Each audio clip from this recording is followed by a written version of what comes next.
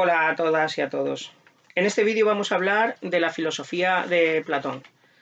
Es el primero de una serie de vídeos que vamos a dedicar a exponer el pensamiento de este gran filósofo griego.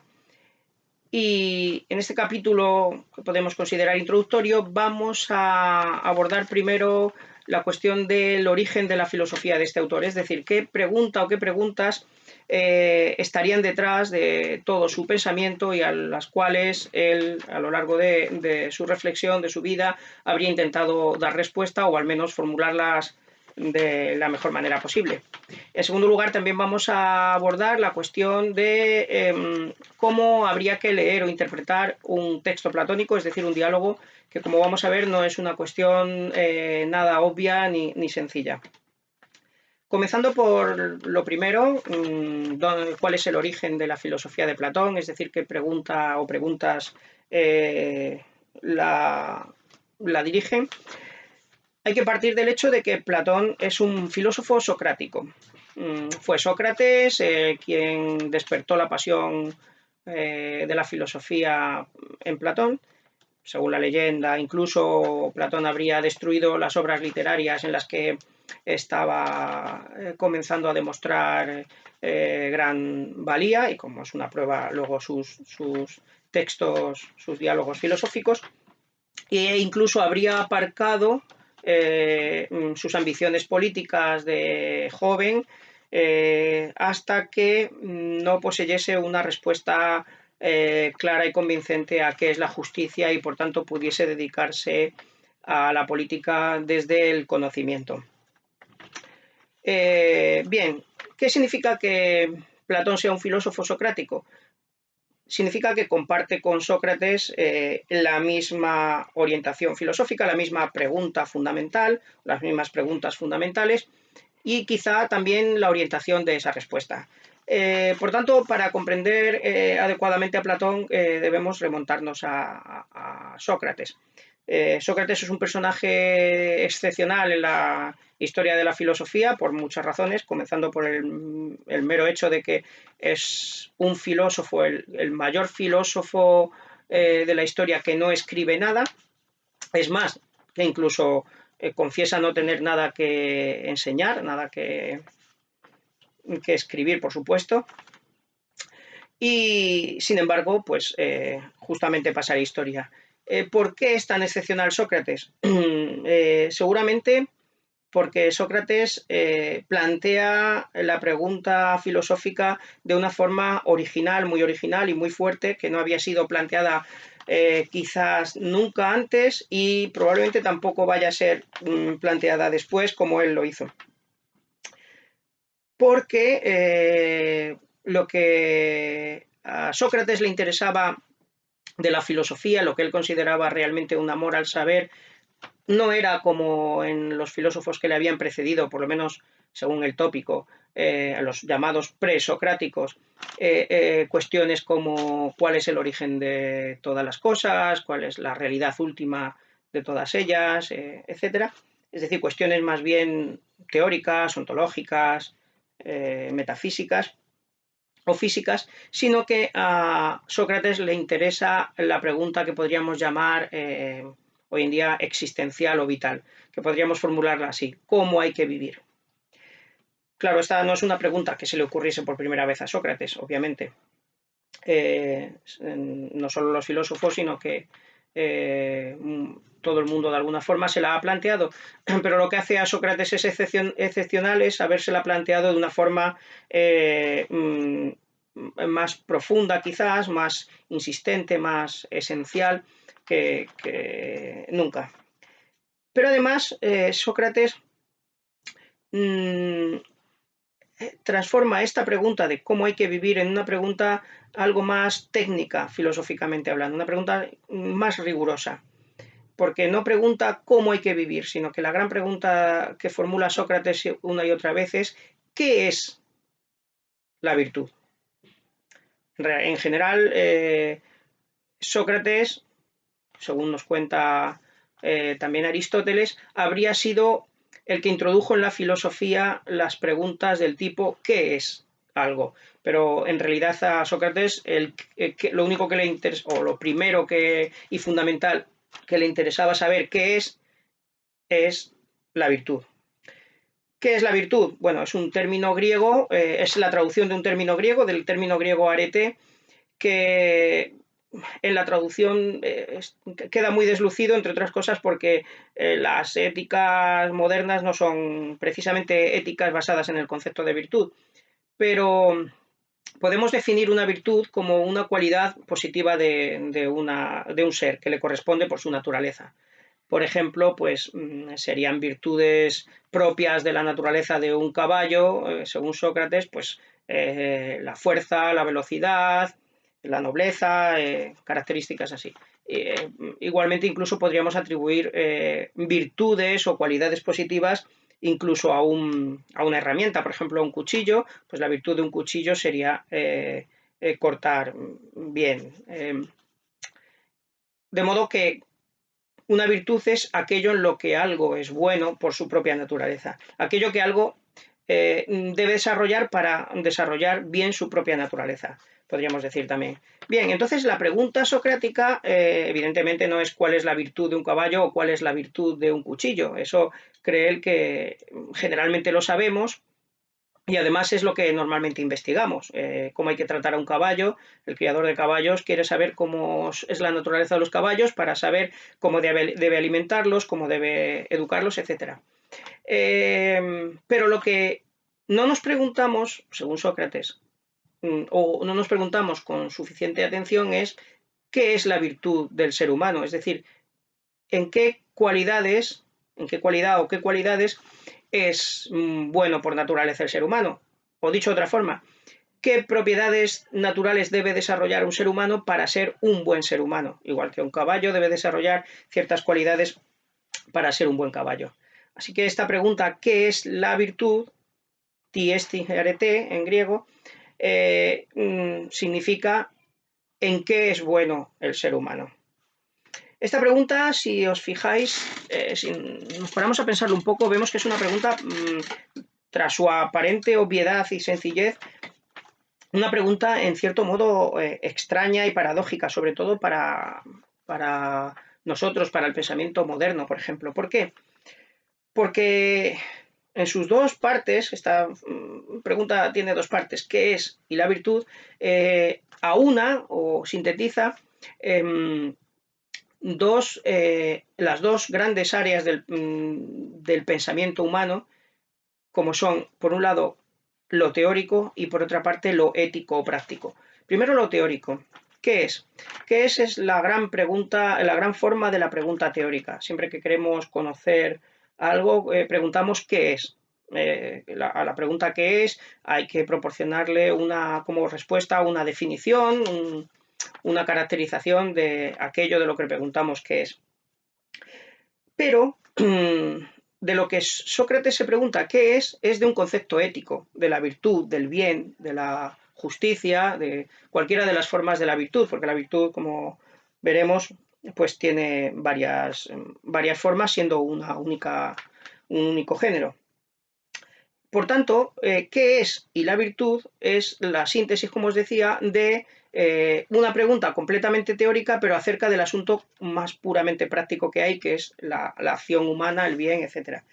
Y esta pregunta es extraña para nosotros porque para muchos de nosotros, o para el pensamiento moderno, podríamos decir en general, no es una pregunta que tenga respuesta, incluso quizás no es una pregunta que tenga sentido. Porque mayoritariamente quizá pensamos que el bien y el mal no es una cuestión que sea objeto del conocimiento, o sea, que nosotros podamos investigar, no habría una naturaleza del bien, una naturaleza de lo que es bueno o malo, sino que el bien o el mal sería algo que depende más que del conocimiento de otras capacidades psíquicas, como serían, por ejemplo, las emociones, lo que nos gusta o nos disgusta, o la voluntad, lo que quiero, lo que no quiero. De hecho, la pregunta socrática no se ha vuelto a preguntar en el pensamiento europeo y especialmente en el pensamiento moderno. Pues, por ejemplo, filósofos modernos como Kant se van a preguntar cómo debo actuar, qué debo hacer, pero no se van a preguntar qué es el bien. Incluso Kant va a decir que el bien como un objeto, no es algo que nosotros podamos conocer. Por tanto, la pregunta parece muy obvia, ¿qué es la virtud? ¿Qué es lo bueno? Pero es bastante original. Y esta va a ser la gran pregunta que va a guiar el pensamiento de Sócrates, pero también el pensamiento de Platón. Con esta pregunta, además, Sócrates no solo diverge de los filósofos presocráticos, llamados así precisamente por eso, los cuales, insisto, según el tópico, se habrían ocupado principalmente de cuestiones metafísicas o físicas, sino que también diverge Sócrates de los pensadores de su época, que en general se asocian en esa corriente intelectual a la que se suele llamar los sofistas. Los sofistas tienen algo en común con Sócrates que les hace también diferentes de los presocráticos, que es su principal preocupación por el ser humano, digamos, su preocupación antropológica en lugar de su preocupación metafísica o física. También los sofistas, de alguna forma, se presentan como educadores del ser humano, educadores del ciudadano para que pueda prosperar en democracia o vivir de una forma lo más conveniente posible en su sociedad.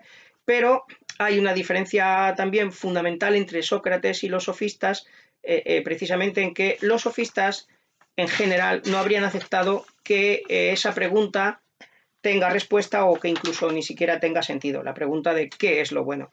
Porque en general los sofistas, como sabemos, compartían la tesis que llamamos hoy en día relativismo o subjetivismo, expresada por aquella máxima del sofista Protágoras, que dice que el hombre es medida de todas las cosas, lo que parece que hay que interpretar como que sea bueno o sea malo es relativo a cómo yo lo juzgue, lo quiera, etc. Por tanto, no habría un concepto objetivo del bien, de la justicia, etc., como pretendía Sócrates. Bien, pues Sócrates es la antípoda en este sentido de los sofistas. Coincidiendo con ellos en la preocupación por la vida humana, por cómo hemos de vivir, divergía completamente de ellos en que pensaba que esto no es posible resolverlo, cómo hemos de vivir los seres humanos, si no nos preguntamos primero qué es la virtud humana, es decir, qué es lo bueno para un ser humano, qué es lo objetivamente bueno para un ser humano. Esta pregunta de qué es la virtud, esta pregunta socrática, si os paráis a pensar, enseguida nos lleva a otras preguntas implicadas, pues, por ejemplo, a la misma pregunta de, ¿pero es realmente eso un conocimiento? Es decir, la pregunta ¿qué es la virtud? Es realmente una pregunta con sentido, es una pregunta, ¿existe una objetividad moral? También nos lleva a plantearnos qué es el conocimiento, porque nosotros poseemos muchos conocimientos. Sócrates conocía muchas tecnai en griego, muchas ciencias o técnicas, como la matemática, que es la más excelente tanto en Grecia como entre nosotros en cuanto a precisión, a claridad, y conocemos otras muchas técnicas, pero entre ellas no solemos entender también el saber o la técnica de cómo ser buenos seres humanos. Entonces, existe la pregunta de si ese conocimiento es posible, existe un conocimiento tal. Otra forma de preguntar esta cuestión es una que Sócrates aborda recurrentemente, que es la pregunta de si la virtud se puede enseñar, es decir, se puede enseñar a ser bueno.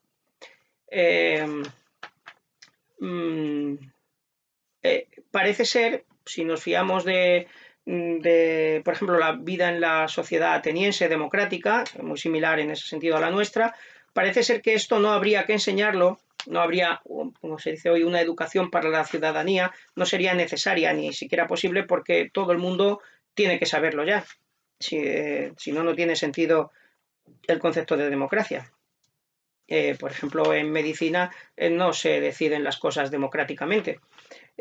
tampoco en matemáticas, sino que la verdad es la que tiene su demostración y puede ser que la conozca uno solo y todos los demás estén equivocados. Sin embargo, como señala Sócrates y Platón habitualmente, en democracia vemos cómo cuando se trata de asuntos no técnicos como la matemática o la guerra, sino que se trata de asuntos como qué es justo o qué es injusto, pues todo el mundo opina por igual, con lo cual damos por hecho o bien que todo el mundo lo sabe o bien que no hay nada que saber sobre ese asunto, sino que cada uno tiene su opinión y se trata de sacar un poco una convivencia entre opiniones diferentes entre las que al fin y al cabo no puede haber acuerdo. Por tanto, ¿es enseñable la virtud? ¿Se puede enseñar la virtud? Esta es una pregunta que plantea Sócrates y discute con quienes puede.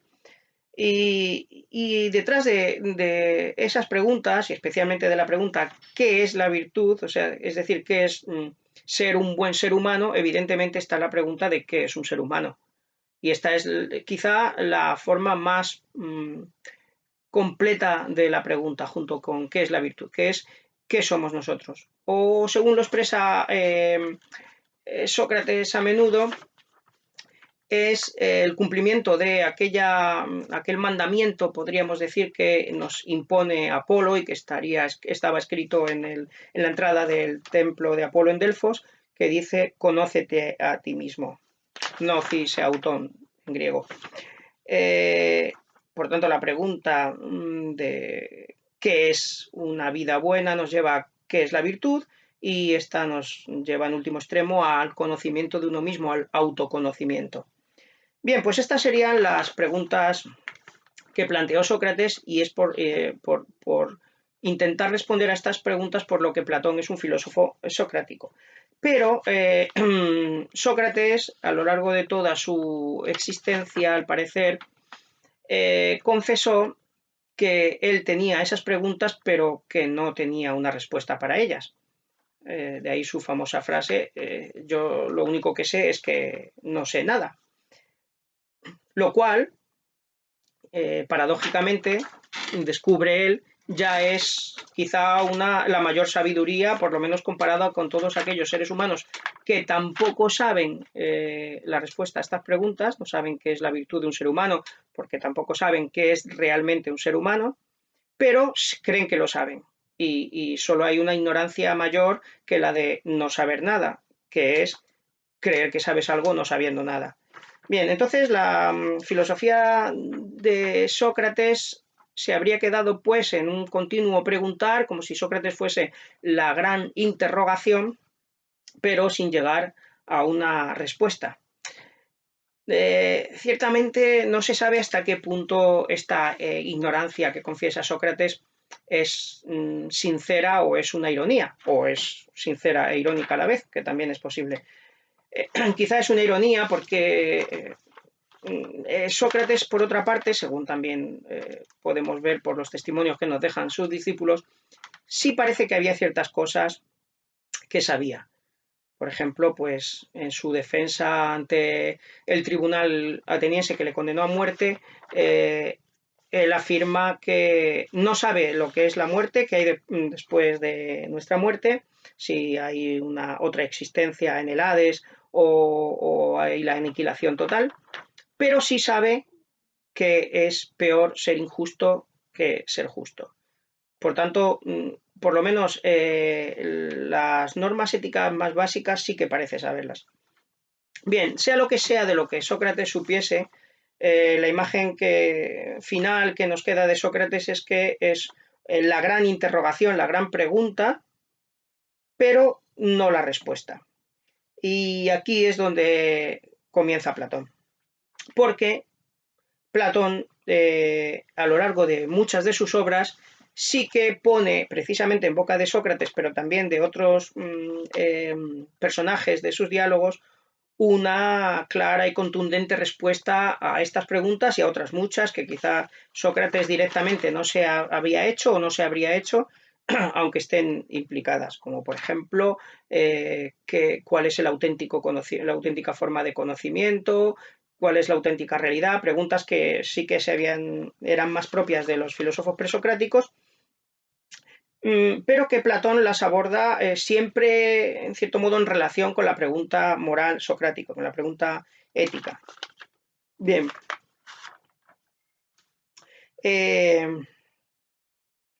Por tanto, podríamos, en cierto modo, hacer la siguiente simplificación.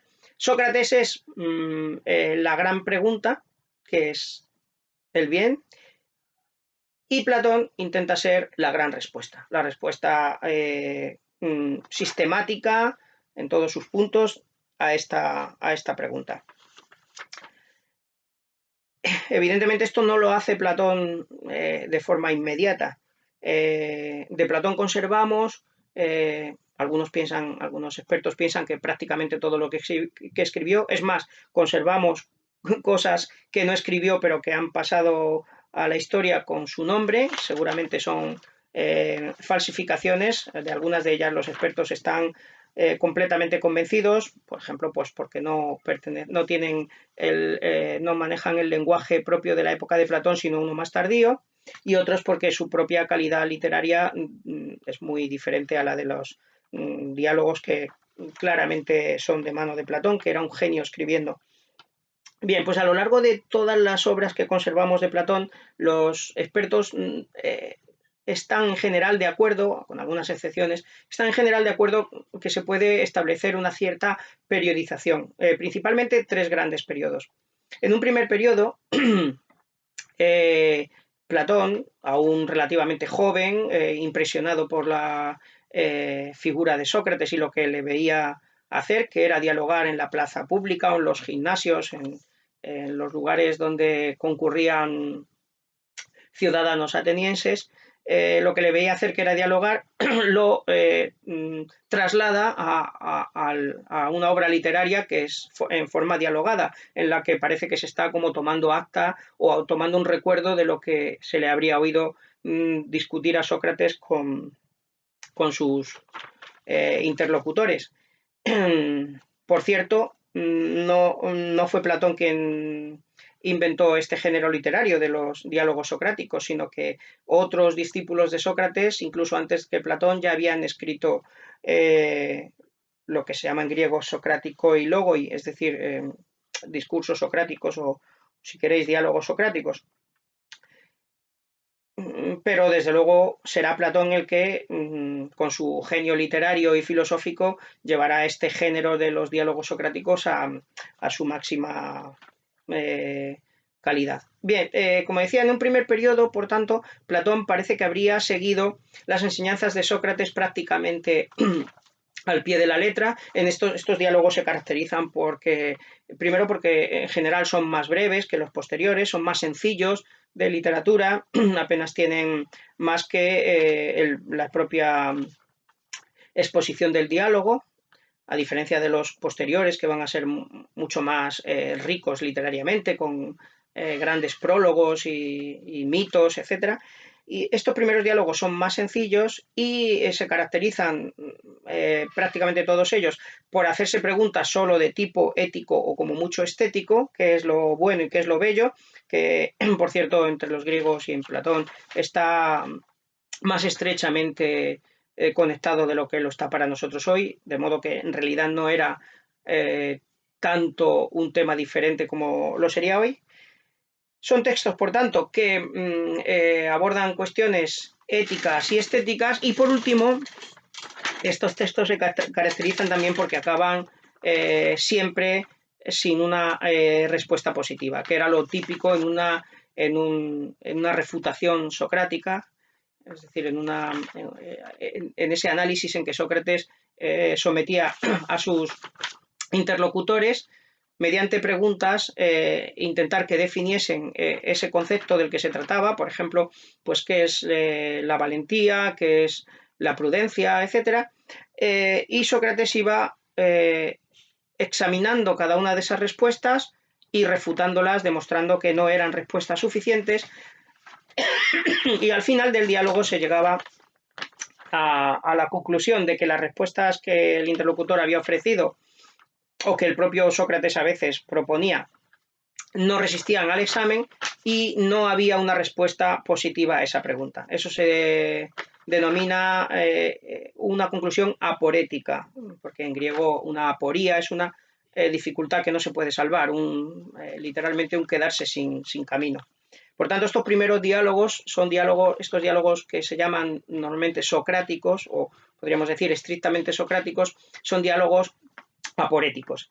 En una segunda época, que tendría que ver por otra parte con el primer viaje que Platón hizo a Sicilia, a la corte del tirano Dionisos, donde él intentó de alguna forma ejercer de consejero filosófico para un líder político. En este contexto de su biografía, Platón comienza a escribir ya unos diálogos en que claramente no se limita a plantear las preguntas socráticas y a imitar ese análisis socrático aporético, sino que ofrece unas respuestas contundentes y sistemáticas a esas preguntas y, como decía, a otras que estarían implicadas por ellas. De esta época son los diálogos más conocidos de Platón, como la República, el banquete, Fedón o Fedro, que son diálogos además muy bellos, muy bien trabajados literariamente, siempre puedes encontrar en ellos mayor riqueza de la esperada, con muchos niveles de lectura, mucho juego literario, luego vamos a hablar un poquito de ello. Estos serían lo que se llama a veces los diálogos medios de época intermedia, la madurez de Platón, y son diálogos, como os decía, pues sistemáticos, donde Platón ofrece una respuesta sistemática. Uno de los problemas que plantean estos diálogos es que precisamente Platón pone esas respuestas en boca de Sócrates.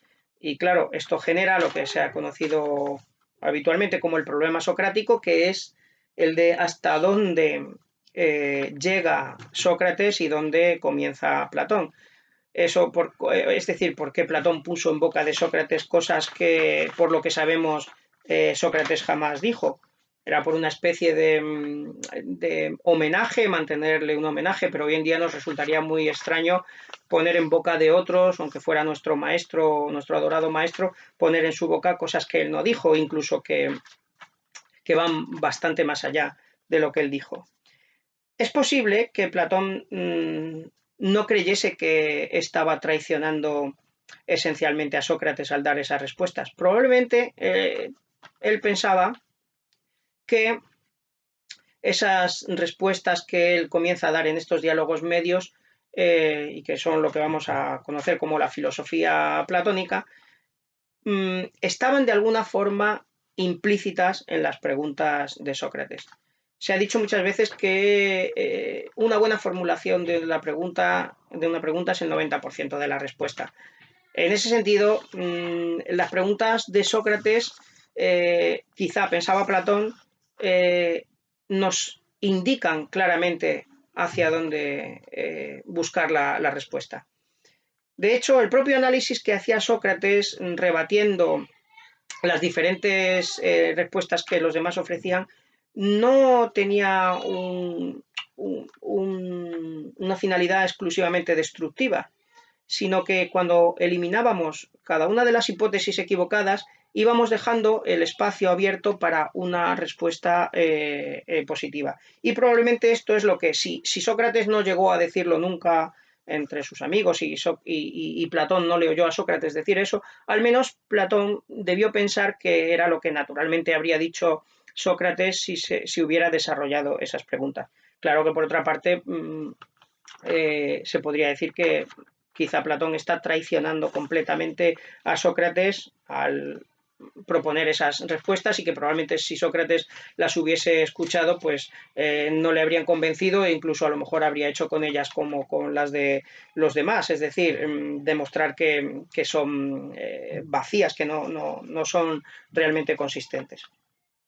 Estos serían los diálogos intermedios. Por tanto, recuerdo unos primeros diálogos llamados socráticos, en que se imita a Sócrates, unos diálogos medios que exponen la filosofía más ortodoxa de Platón, lo que normalmente se explica como filosofía de Platón, y por último vendría una época posterior de madurez y vejez, de segunda madurez y vejez, en que Platón escribe unos diálogos muy interesantes, muy profundos y difíciles de interpretar, en los cuales vuelven a cambiar las características. Una de ellas, por ejemplo, es que Sócrates cada vez está menos presente de forma protagonista.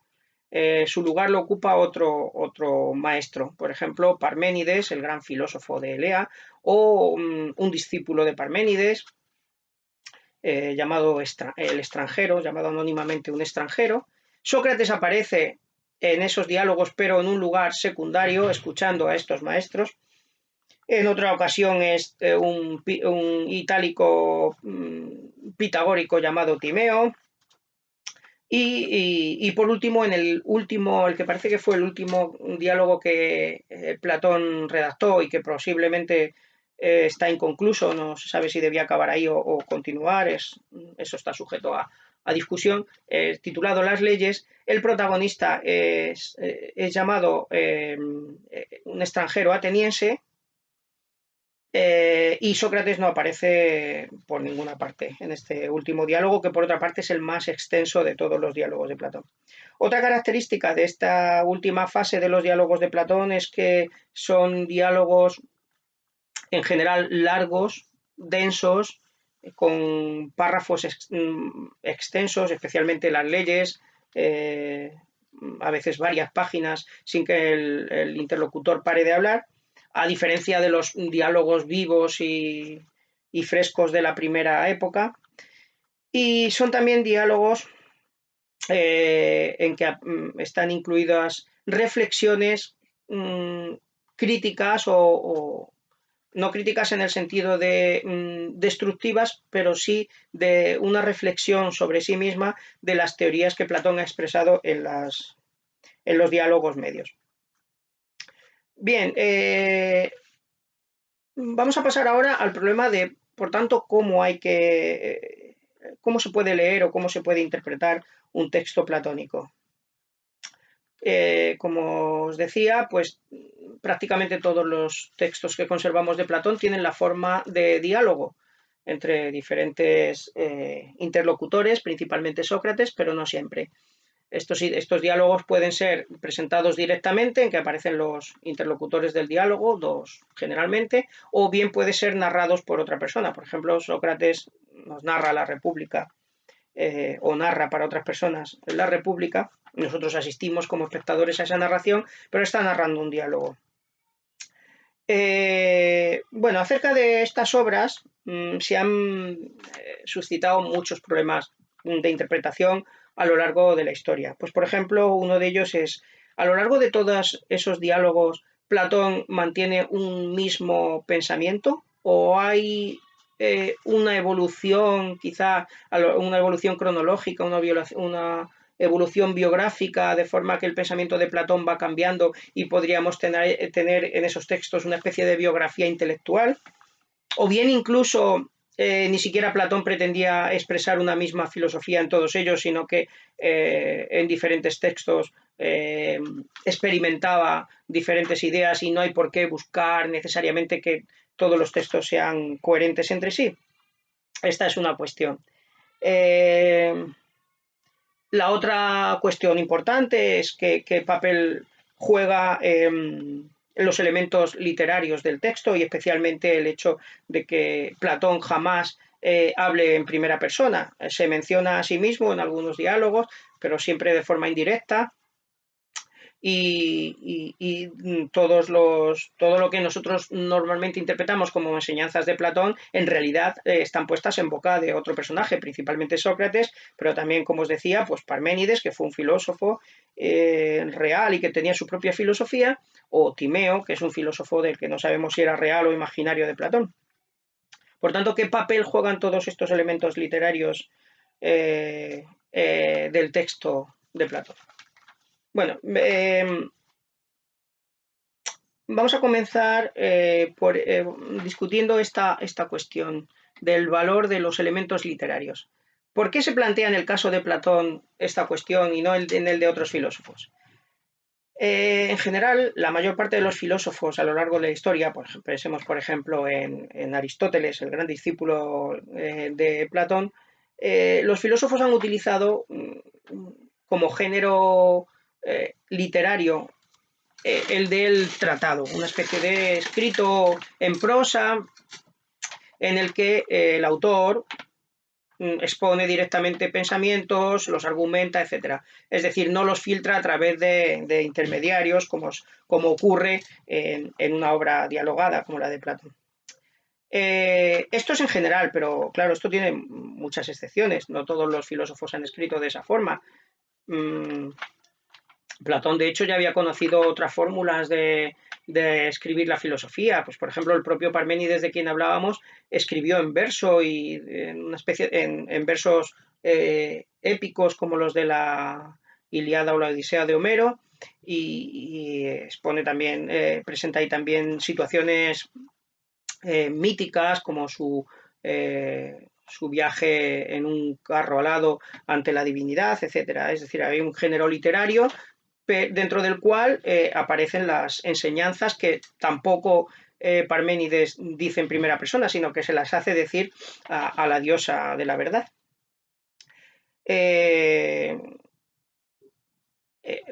También, por ejemplo, el gran Heráclito había escrito de una forma, en forma como de oráculos, aforismos muy breves y muy bien trabajados. Era otro género literario. Y a lo largo de la historia de la filosofía, pues se han utilizado prácticamente todo género literario, incluida la novela, en las cartas y, por supuesto, también los diálogos. Varios autores a lo largo de la historia han escrito diálogos filosóficos. Nietzsche, al final, un filósofo que hemos estudiado recientemente, Nietzsche incluso escribe una especie de parodia de un evangelio, Así habló Zaratustra. Pero en general, con todos esos demás filósofos no nos planteamos la cuestión de si esos recursos literarios que está utilizando traicionan al autor o bien reflejan directamente lo que el autor quería decir. Es decir, no nos planteamos generalmente si Zaratustra piensa diferente que Nietzsche. Entendemos que Zaratustra es el portavoz de Nietzsche, un personaje que Nietzsche utiliza para decir lo que él quiere decir. Y lo mismo para los otros autores que escriben filosofía en diálogos o en algún otro género literario. Sin embargo, el caso de Platón se considera excepcional por una razón, y es que es evidente para cualquiera que lea los diálogos de Platón, especialmente los a medida que van avanzando cronológicamente, es evidente que Platón ha dedicado un trabajo enorme a la literatura de ese texto. Por tanto, parece poco razonable creer que todo ese trabajo no tenga ningún valor, no añada un valor, no tenga un valor añadido para el pensamiento que ahí se está trasladando. Se podría decir que hay dos grandes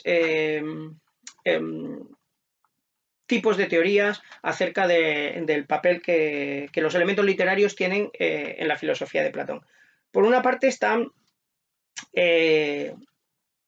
la interpretación que piensa que todos estos elementos literarios, por muy ricos que efectivamente sean, al fin y al cabo son, por decirlo así, una especie de adorno, porque Platón es un gran poeta y evidentemente un gran poeta no puede escribir una obra sin pelada y mondada, sin poner en ella todo su genio. Pero al fin y al cabo todos esos elementos literarios solo servirían de marco, por decirlo así, retórico, de marco de belleza, para lo que dentro se va a enseñar. Y eso que se va a enseñar es puesto, evidentemente, en boca del personaje principal de cada diálogo, que, como decíamos, generalmente es Sócrates, pero en otras ocasiones otro. Entonces, según esta teoría, podemos, si queremos descontar, si queremos saber la filosofía de Platón, descontamos el elemento literario y vamos directamente a lo que dice Sócrates o a lo que dice Timeo o Parménides. Esta teoría, esta forma de leer a Platón ha sido la típica a lo largo de toda la tradición, con pocas excepciones.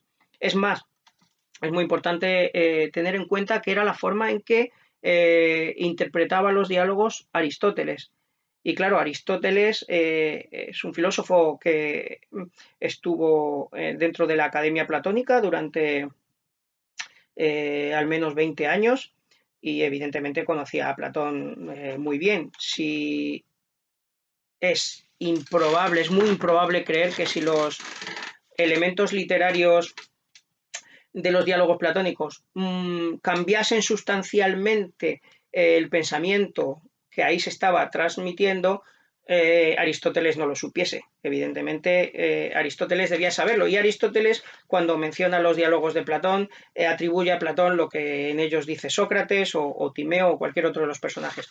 Por tanto, esta lectura tiene a su favor no solo que ha sido la lectura más tradicional a lo largo de la historia, sino que es la lectura que aplicaron Aristóteles y los que estaban alrededor de Platón y que por tanto debían conocer perfectamente las intenciones de Platón. Sin embargo, en los últimos siglos, especialmente desde el siglo XIX para acá, pero durante estos últimos años muy frecuentemente, han surgido otros intérpretes, otros lectores de Platón que piensan que esta lectura es incorrecta y que hay que leer a Platón teniendo muy en cuenta, dándole toda la importancia a los elementos literarios. De hecho, algunos de ellos piensan que deducir de lo que dice Sócrates el pensamiento de Platón es una falacia. Sería similar a intentar deducir el pensamiento de Shakespeare de lo que dice Hamlet, por ejemplo, o Lady Macbeth. O sería igual que intentar deducir el pensamiento de Cervantes escuchando a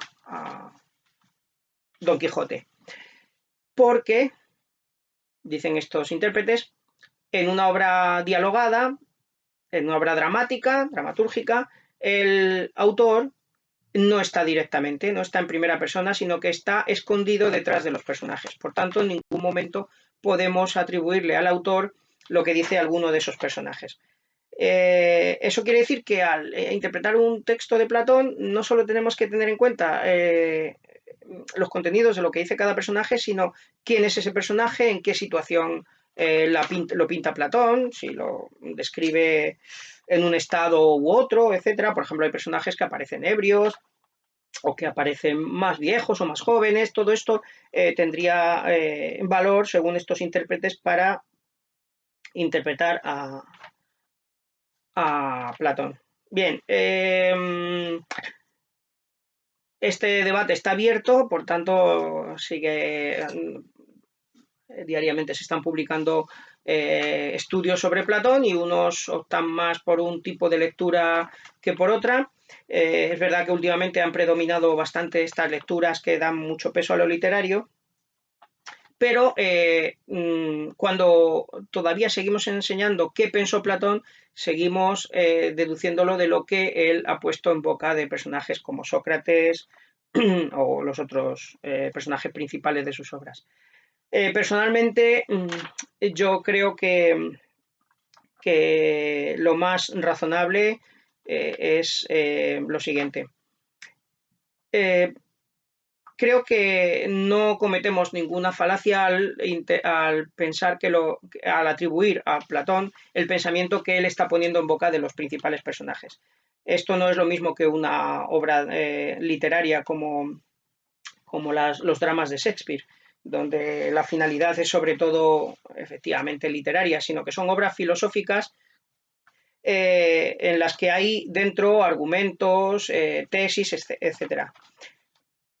Pensar que los elementos literarios pudieran cambiar el sentido de los conceptos, pues sería conceder que la literatura pueda tener en filosofía tanto peso como los argumentos o como las tesis. Y esto es una tesis que los personajes de Platón no defienden, por supuesto. O sea, que habría una incoherencia entre lo que los personajes defienden, principalmente Sócrates, Parménides, etc., y lo que nosotros leeríamos del texto. Entonces, ¿eso quiere decir que los elementos literarios no tienen ningún valor en la obra de Platón? No, no se sigue necesariamente esto. ¿Qué hace Platón con estos elementos? Bien, la tesis que yo comparto es la de que Platón intenta hacer una obra completa, una obra total, podríamos decir, en que todos los elementos del texto están dirigidos a decir lo mismo. Eso quiere decir que con los elementos literarios del texto está proporcionándonos Platón indicaciones de lo mismo que va a sostener el personaje principal, de sus tesis, las tesis platónicas. Estas mismas tesis platónicas vienen ilustradas mediante los elementos literarios, pues por ejemplo los personajes, el carácter de cada personaje, la situación en la que está, también por los mitos que narra, es decir, todos estos elementos son símiles, son imágenes. Esto es un concepto muy importante en la filosofía de Platón, como vamos a discutir en otros lugares. Platón tiene una relación, vamos a ver entonces que Platón tiene una relación paradójica con las imágenes. Por una parte, él defiende, a través de sus personajes, que las imágenes traicionan el pensamiento racional, que tiene que ser completamente libre de cualquier imagen, tiene que ser un pensamiento racional puro, pero por otra parte Platón sabe perfectamente y también le hace decir a sus personajes que las imágenes son una vía necesaria y desde luego muy útil para remontarse hacia las ideas inmateriales o inimaginables. Por tanto, los propios textos platónicos podemos entenderlos en sus figuras literarias como ilustraciones de lo que él nos quiere enseñar. En ese sentido, pues habría una coherencia total entre el contenido y la forma. Podríamos ver que lo mismo que Sócrates nos está enseñando, o el otro personaje principal del que se trata en cada diálogo, lo mismo que esos personajes nos están transmitiendo doctrinalmente, es decir, nos están enseñando, nos están intentando argumentar, etcétera, eso mismo nos lo está de alguna forma figurando el entorno literario del texto, lo cual hace que los textos sean muy ricos y muy interesantes y posean una coherencia entre el fondo y la forma. No tenemos tiempo aquí de visualizar algunos ejemplos de esto, lo iremos viendo quizá a lo largo de la exposición de Platón, pero en principio, por tanto, la pauta interpretativa nuestra sería, podemos leer los diálogos de Platón, entendiendo que su filosofía está contenida, su respuesta filosófica está contenida en las doctrinas que le hace decir a sus personajes principales, pero los elementos literarios no son irrelevantes, sino que ayudan a expresar esas mismas teorías mediante imágenes. Y por último, queda discutir un tema peliagudo e importante. Es el siguiente. En varios lugares de los diálogos platónicos, el personaje principal, por ejemplo Sócrates, cuando llega al punto culminante de lo que quiere enseñar, dice que no puede decirlo literalmente, bien porque nosotros no estamos capacitados o porque él no podría hacérnoslo ver, y entonces nos remite a otro momento o nos lo cambia por una imagen, precisamente, por un símil, por un mito, etc. Eso por una parte. Luego, por otra parte, Platón, en un diálogo precioso de su época media, el Fedro, le hace decir a Sócrates, discutiendo acerca de la escritura, del valor de la escritura, le hace decir a Sócrates que la escritura no es un vehículo adecuado para dejar en él la verdad. Y dice Sócrates ahí que quien crea que en un escrito deja algo de gran valor es que no sabe lo que hace, porque la escritura, dice Sócrates, es un medio inerte, no está vivo, como la conversación.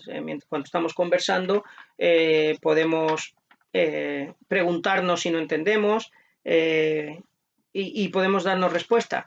Mientras que en un medio escrito, o por ejemplo este medio que estamos utilizando ahora, en el que yo os estoy hablando, aunque parezca que estoy hablando en directo, la prueba de que no es así es que podéis preguntarle al vídeo y nos va a responder, porque esto cuando vosotros lo veáis, va a estar ya inerte, congelado, muerto, podríamos decir. Así pasa con la escritura. Entonces, cuando ponemos por escrito algo, esa escritura no puede responder por nosotros, por el autor. Por lo cual, si el lector no entiende correctamente lo que está leyendo, atribuye al autor lo que en realidad el autor no ha querido decir. Por otra parte, dice Sócrates, si uno no ha pensado por su propia cuenta esas cuestiones, el escrito no se las va a enseñar, no se las puede enseñar, porque sería un conocimiento venido de fuera. Tiene que ser que quien aprende algo lo comprenda, tiene que aprenderlo por sí mismo. Entonces, ¿qué pasa con los escritos? ¿No tienen ningún valor? Bueno,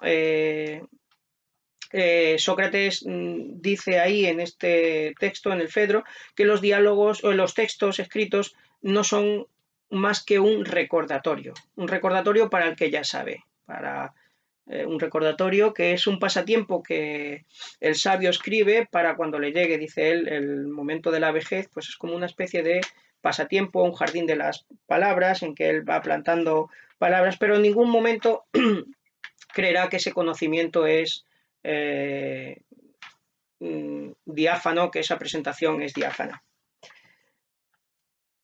Bien, con todos estos factores que a veces se elude el problema principal, que Sócrates nos dice en el Fedro que la escritura es un medio inadecuado para contener la verdad, más una carta de Platón, la más famosa carta de Platón llamada la Carta Séptima, sobre la cual, por cierto, hay mucha discusión sobre si es auténtica o es una construcción de alguien que sí que conocía perfectamente la filosofía de Platón, pero quiere imitarla.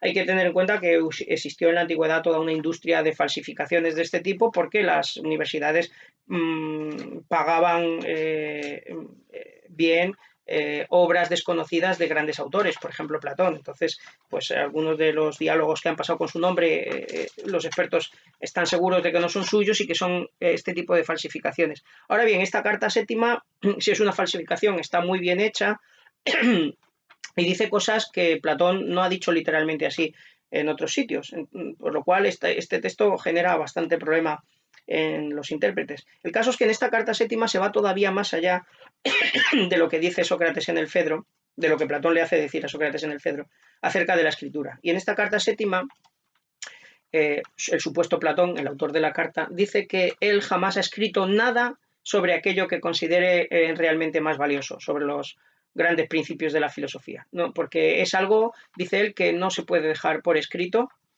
y que incluso es difícil transmitir de forma hablada, porque hay que hacerlo con muy pocas almas muy selectas, aquellos que están, dice él, por naturaleza predispuestos, nacidos para esto, y además requiere un trabajo continuo de diálogo entre ellos, de refutaciones, similares seguramente a las que hacía Sócrates, y a través de todas esas refutaciones se van descontando los malentendidos que puede haber en cualquier frase.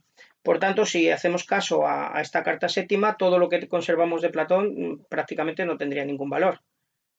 Ni siquiera tendría el valor de recordatorio que se dice en el Fedro, porque aquí se dice que en la carta séptima se dice que solamente unos pocos elegidos y mediante un trabajo muy arduo entre ellos podrían llegar a la verdad. Bien, esto plantea el problema de cómo hemos de interpretar la escritura de Platón, si realmente debemos creer que no conservamos de Platón, lo que conservamos de Platón él mismo lo consideraba algo completamente secundario, o cómo hemos de entenderlo. Para empezar, daros cuenta de que ya es paradójico, es como una contradicción que un propio texto diga que en los textos no se puede dejar nada de valor, porque eso quiere decir que eso mismo que se está diciendo en ese texto no es de valor. Por ejemplo, si Sócrates dice la escritura no puede dejar ninguna verdad importante por escrito, pero eso lo estamos leyendo nosotros en un escrito, quiere decir que eso que está diciendo Sócrates tampoco es muy importante. O más aún con la carta séptima, ¿cómo podría Platón escribir una carta séptima en la carta que la escritura no tiene valor? Entonces esa propia tesis no es de gran valor. Es como una contradicción, un texto escrito que diga que la escritura no sirve. Claro, si nos atenemos a lo que Sócrates dice en el Fedro, es decir, que la escritura es un recordatorio, entonces la cosa es diferente, porque claro,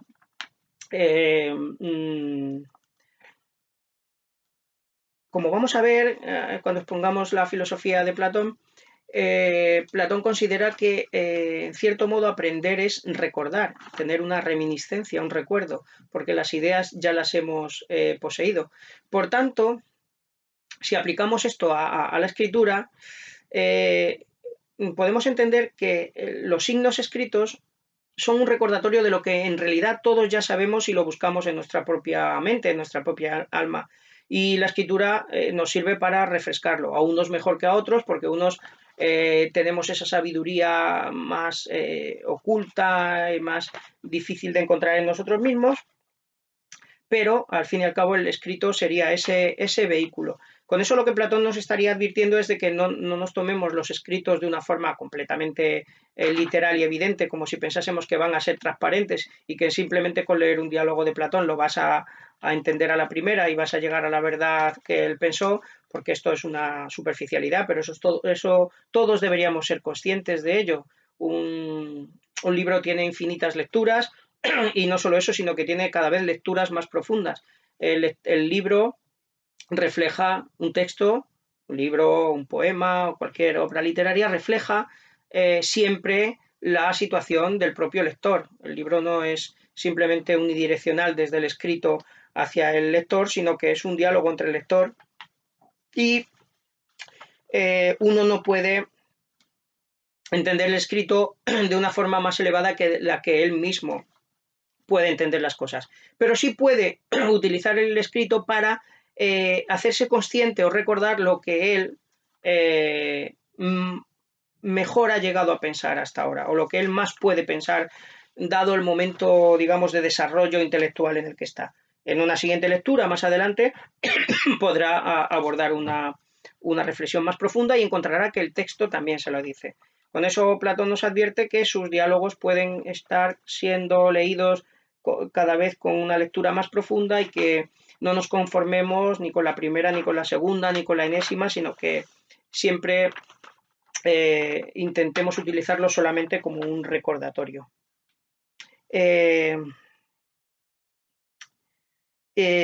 Bien, pues hay otras interpretaciones de esto más radicales. Efectivamente, algunos expertos piensan que Platón en sus diálogos no dejó nada verdaderamente importante. Por ejemplo, una escuela de intérpretes conocida como la Escuela de Tubinga, porque fueron unos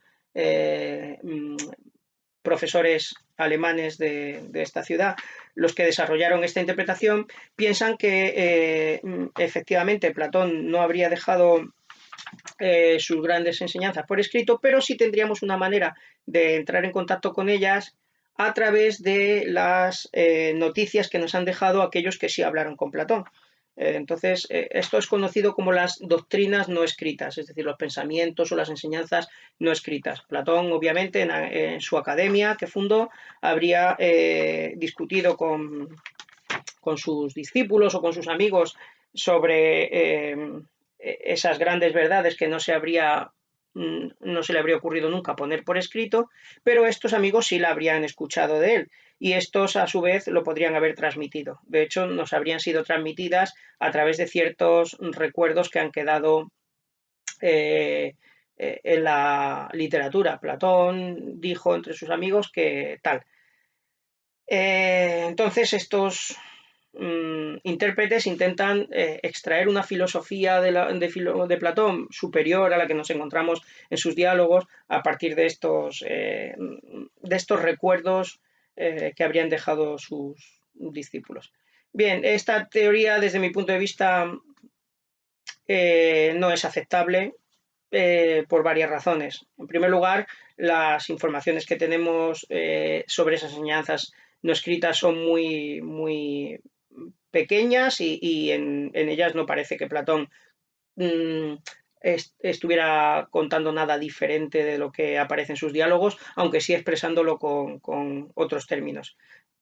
Una vez más, Aristóteles no concede ningún valor diferente a estas enseñanzas. Jamás Aristóteles, que insisto, estuvo 20 años con Platón, piensa que Platón había ocultado su principal filosofía y solo lo sabían unos amigos. Nada de esto.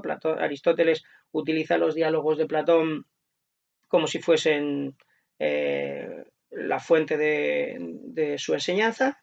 Y por otra parte, creo que hay una evidente contradicción en esta teoría de las enseñanzas no escritas, porque precisamente estas enseñanzas no escritas nos llegan de forma escrita. De hecho, mediante una serie de frases muy sencillas y toscas, nada comparables con los textos de Platón.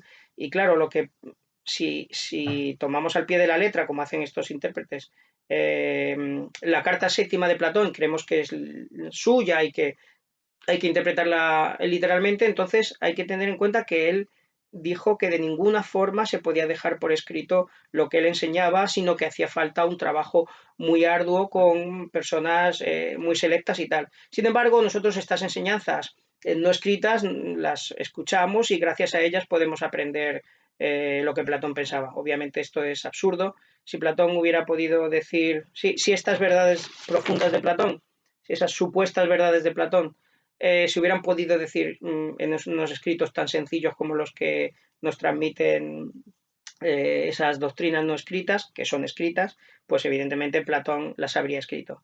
Pero Platón escribió grandes obras mucho más trabajadas que esos textos y es en esas obras donde hay que buscar su pensamiento. Bien, pues con esto